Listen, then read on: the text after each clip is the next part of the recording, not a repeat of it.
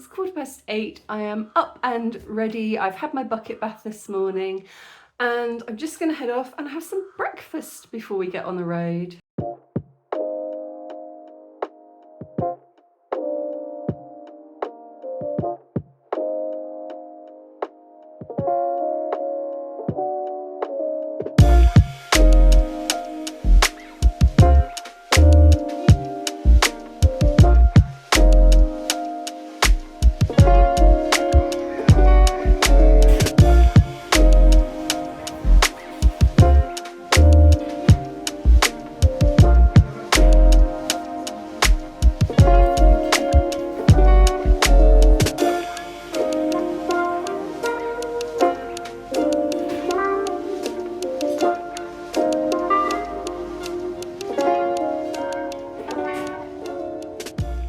Well, that was really good. I'm all breakfasted. The breakfast that you saw today is what we call melange, and that is a very normal way of eating in Rwanda, which is basically, it just means a buffet, and you get different dishes. So there's usually a vegetable dish like isombe, there's usually matoke, which is the banana dish, and usually a meat dish or fish dish. So that's very, very normal to find when you are eating out in restos in Rwanda. It's usually sort of a lunchtime kind of thing, but you do also get it for breakfast. Often when you're staying in hotels outside of Kigali, you're going to get an omelette breakfast. So omelette on a piece of toast, sometimes with a bit of bread and jam. And yeah, that's really common. And also you get tea, coffee, or African tea as well. So African tea, I explained in the last video, is really, really milky tea with a little dash of tea masala. So it's usually a little bit gingery, tastes a bit gingery, a little bit cardamom. A lot of cuisine in Rwanda was quite influenced by Indian culture and by Arab culture. So, I mean, you see samosa, which we call sambusa here because it came through the Arabic world rather than the Hindu-speaking world. Chapatis you'll often find, again, for breakfast sometimes. And tea masala, which is the spice that you put in tea to make it African tea. I'm just going to pack up leisurely at the moment because it's not yet 9 o'clock and I think it's only a couple of hours down to Rusumo, so pretty much the same distance that we went yesterday. But instead of going east now, we're going to hang a right and we're going to head south down towards the border with Tanzania, because Rusumo Falls, from what I understand, the waterfall is actually bang on the border between Rwanda and Tanzania. But I've been told that they do let you walk out onto the bridge just to look at the waterfall, providing you're heading back again. So yeah, I'm quite excited to see it. I've no expectations. I don't know what to see there. But the other thing is I kind of don't want to get there too early because I haven't really figured out my accommodation yet. I don't think there are very many places to stay down there. And also, I don't think there are very many things to do down there. I have asked in a lot of forums, I said, hi, I'm heading off down to Rusumo, what can I do down there? And it's been like, whew, silence. So I don't think there's a lot. I think it's a bit like Kayonza. I think it's one of those places people pass through. So I guess, if you're passing through from Rwanda to Tanzania, you might stop in Rusumo for a minute to get something to eat or use the bathroom. I don't know. But as far as I know, the waterfall is the only thing there. So, let's just go down. Let's have a look around. I'm just going to hang out down there for tonight and then we're going to head over to Lake Jehoha. All right, so I'm just packing up the bike and we're going to get on the road. It's a lovely sunny day and it's really important to set off in the morning because it is the rainy season at the moment, and when it rains it usually comes in the afternoon. If it's not raining in the morning, it will probably come in the afternoon, so we want to get there before the rain comes. And yeah, I've had a lovely stay at Silent Hill and my curiosity is now satisfied. It was lovely. It was a really quiet night. Very comfortable soft bed, and the staff here was so friendly and attentive. Yeah, do recommend it. If you're passing through Kayonza, if you're on your way to, I don't know, somewhere like Rusumo Falls like me, then yeah, definitely. Silent Hill's lovely. Definitely come. Alright guys, I forgot to turn my camera on as I left Silent Hill, so I pulled up further down the road to do that. But just as I was about to get back on the road, this happened. One bike, 2, 3, 4, 5, 6, 7, 8, 9, 10, and 11. 11 bikes.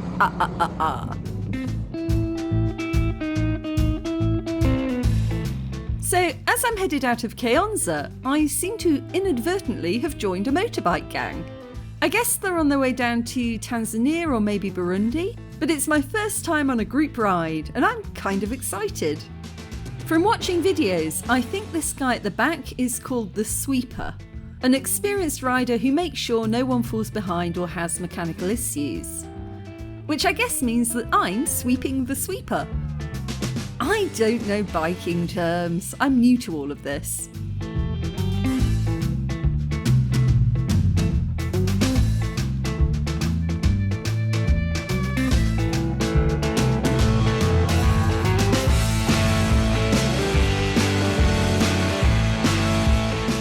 I followed them down the road for a while until it became apparent they thought they were in a very different speed zone. Usually on main roads in built-up areas, it's 60 kilometres an hour, which is about 37 miles per hour. Very occasionally on well-paved out-of-town roads, you get up to 80 kilometres an hour, or just under 50 miles an hour, but you won't find any roads faster than that. Rwanda actually has one of the world's highest road fatality rates, which is quite an achievement considering how few cars there are. According to a World Health Organization study in 2020, Rwanda placed 15th in the world for road fatalities. To put that into perspective, India, which is often considered to have crazy driving conditions, ranked at number 90. There are so many reasons for this, but the majority of fatalities seem to be vehicles hitting pedestrians. As you'll see along this trip, there's often no separation between vehicles and pedestrians, with roads being shared by cars, bicycles, motorbikes, people and animals. As I mentioned, the speed on large roads is usually 60 kilometres per hour, and if you're hit at that speed, it's a 75% chance of dying, not to mention life-changing injuries. So that's why speed limits are quite low in Rwanda, because vehicles aren't the only ones using the road. Motorbikes are a lot of fun, and we all love that sense of freedom that comes with being on holiday. But without being a total wet blanket about it, I do think it's important to remember that these are people's towns and villages. Speed limits are there for a reason. People should feel safe walking down the road. So anyway, that's how I joined and left a biker gang in under 10 minutes. Today, we're driving out into Eastern Province, also called the Province of the Sun, because it rises here. Eastern Province is also the agricultural heartland of the country. Rwanda is called the Land of 1,000 Hills, and you will definitely see that as you head north and west. But for the most part, Eastern Province is easygoing. It's where a lot of the country's rice, cassava, beans and beef come from. It's also home to Akagera National Park, which is the main safari park where you can see elephants, hippos and even lions, which were reintroduced to the country in 2015.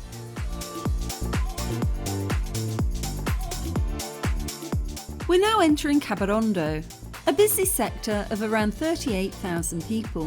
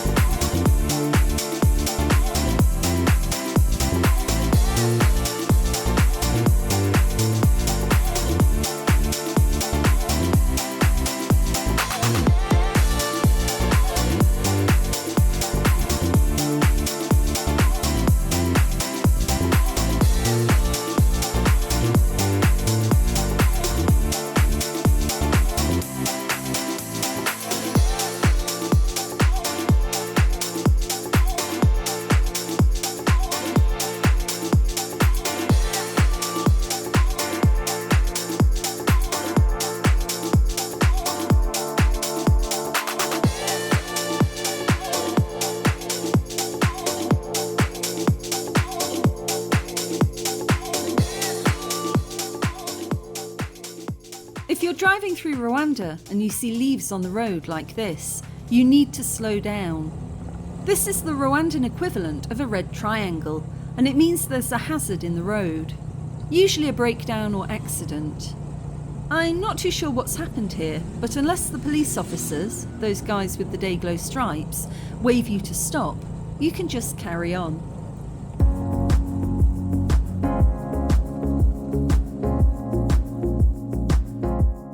It can be pretty intimidating as a foreigner to see police officers carrying huge guns.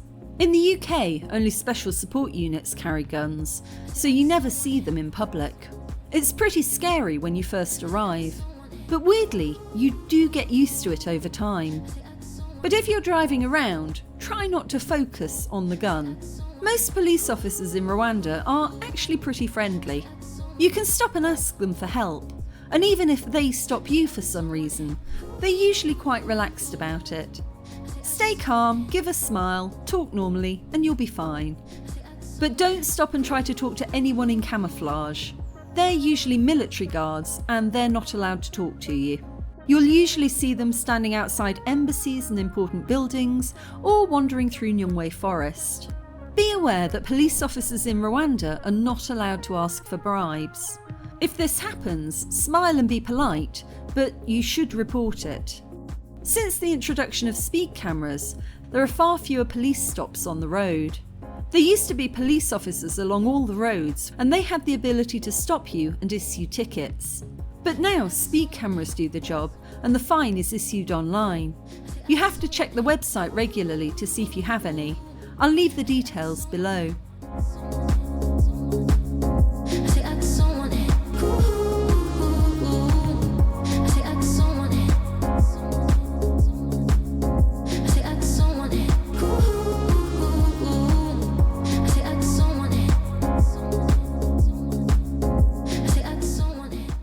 Curious what this is. Is it some sort of mine or new road or something?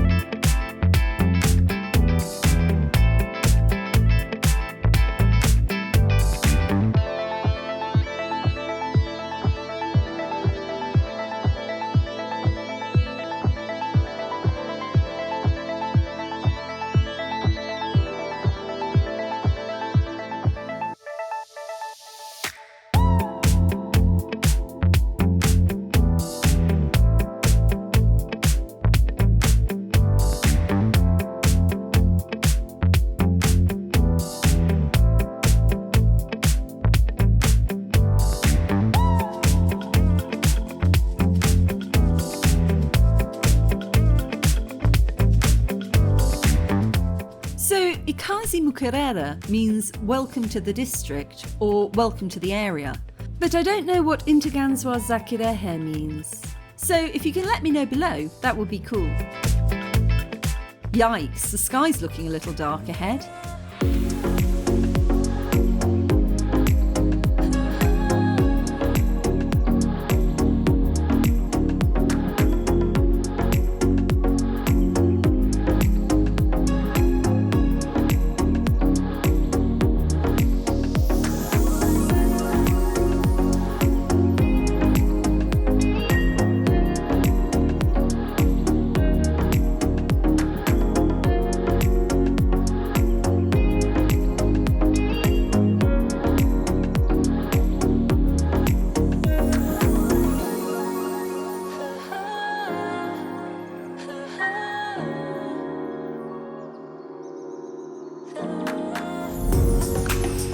There's a police check going on here, but he's waving me through.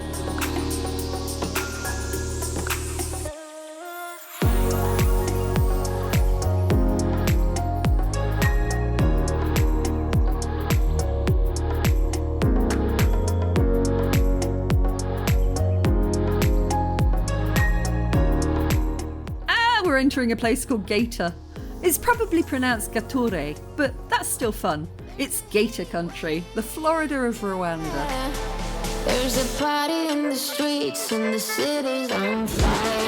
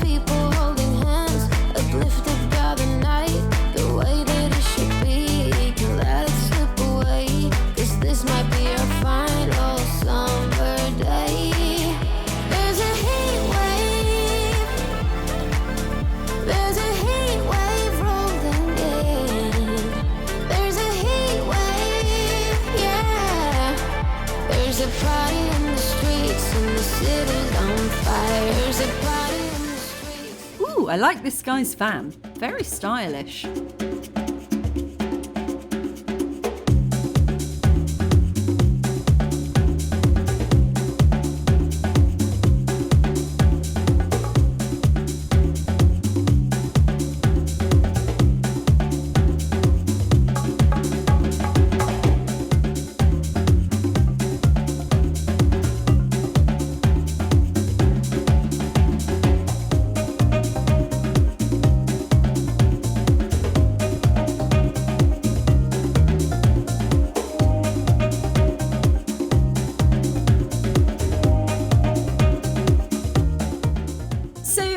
Might actually be in Rusumo. This seems to be a really well-stocked town.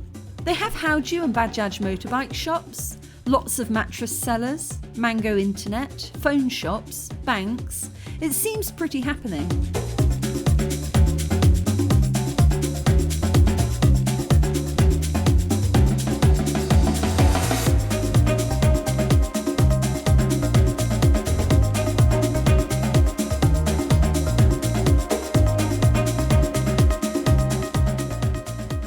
Also, the ubiquitous betting shops that help make financial hardship even harder. It's interesting how Rwanda scorns smoking and fast food chains, but happily embraces betting shops.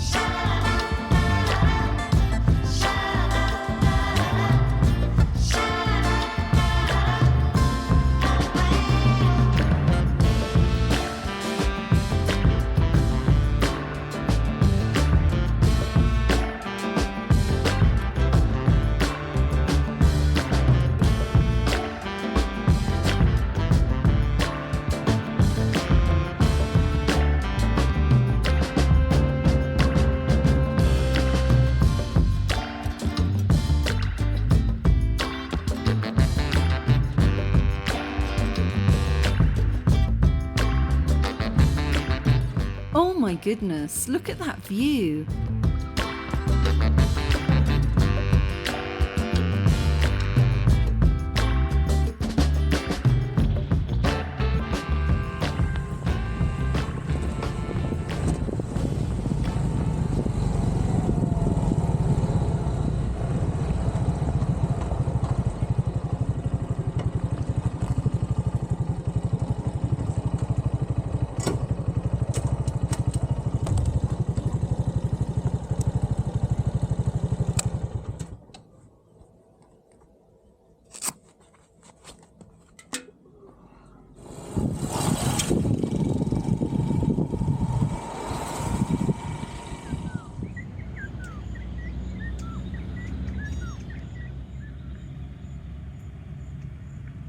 Hi guys, I've just stopped off at the side of the road. There's a beautiful view of a valley down there if I can get past the trees. So I'm just stretching my legs and I need to figure out where I am because I don't think I'm too far away from where I need to be, but I just need to check.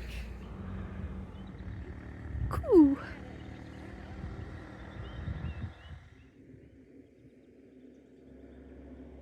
Oh yeah, that's the view that I saw. Honestly, Rwanda is just stunning. It's just filled with these deep valleys and hills and little pools of water and absolutely gorgeous. I'm driving along with this big grin on my face.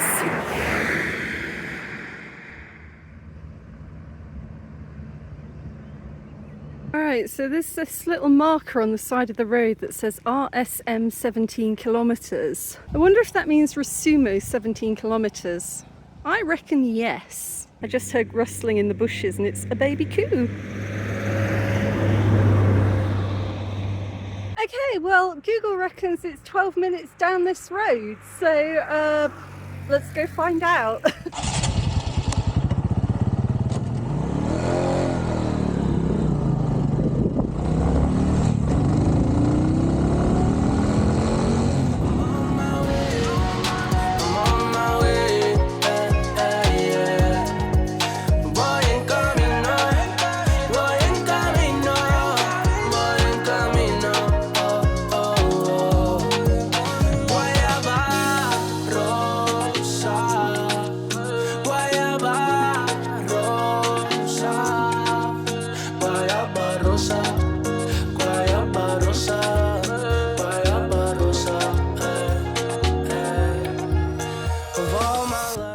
This couple here were really lovely. They stopped to say hello as I was looking at the view. Of all my blessings, eres la fruta que da bendición para mí. I'm on my way, I'm on my way, I'm on my way, yeah. Voy en camino, voy en camino, voy en camino, oh, oh, oh. Of all my blessings, eres la fruta que da bendición para mí. I'm on my way, I'm on my way, I'm on my way, yeah. Voy en camino, voy en camino, voy en camino, oh, oh, oh.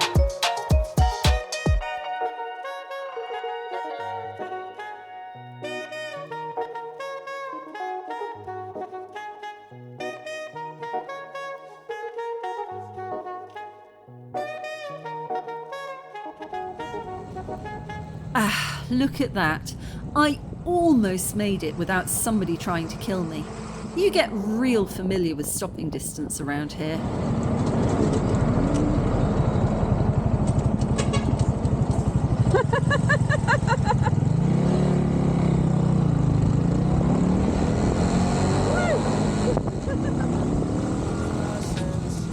All my lessons, siempre parece saber cuándo volver a mí. Of all my blessings, oops, I think that's where I want to be, on the left. Of all my lessons, I still fall for you. I'm on my way, I'm on my way, I'm on my way, Voy en camino, voy en camino, voy en camino. If only I managed a U-turn that perfect in my Mod 1.